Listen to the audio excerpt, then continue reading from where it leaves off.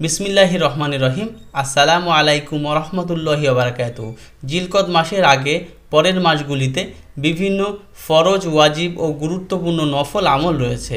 জিলকদ মাসে 5 ওয়াক্ত ফরজ নামাজ ছাড়া অন্য কোনো বিশেষ আমলের কথা কোরআন হাদিসে আসেনি। ফলে বান্দা এই মাসে কিছুটা বিশ্রামের অবকাশ পেয়ে থাকে পরবর্তী মাসগুলোর গুরুত্বপূর্ণ আমলের জন্য প্রস্তুতি গ্রহণে। তাই এই মাসকে জিলকদ বা বিশ্রামের মাস বলা হয়। জিলকদ মাসের সঙ্গে সম্পৃক্ত বিশেষ কোনো আমল না থাকলেও অন্যান্য আমল রয়েছে এবং এই আমল বেশ গুরুত্বের সঙ্গে করাই মুমিনের কর্তব্য। এই মাস জুড়ে বিশ্রামের পাশাপাশি এই মাসেও অন্যান্য আরবি মাসের মতো নিয়মিত আমলগুলো করা যেতে পারে। এই মাসের 1, 10, 20, 29 ও 30 তারিখে রোজা পালন করা। জিলকদ মাসের 13, 14 ও 15 তারিখে আয়ামে বীজের রোজা পালন। সোমবার ও বৃহস্পতিবার সাপ্তাহিক সুন্নত রোজা পালন করা।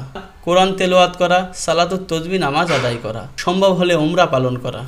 6. হজের পূর্ণ প্রস্তুতি গ্রহণ করা। কোরবানির প্রস্তুতি উপলক্ষে জিলকদ মাসের শেষে চুল, গোঁফ ও হাতের পায়ের নখ কেটে যেতে পারে, কারণ কোরবানির আগ পর্যন্ত 10 দিন চুল, নখ কাটা থেকে বিরত থাকে নবীজি সাল্লাল্লাহু আলাইহি ওয়াসাল্লামের সুন্নাহ। পাক আমাদের সকলকে এই সকল আমলগুলো করার তৌফিক দান করুন। আল্লাহুম্মা আমিন।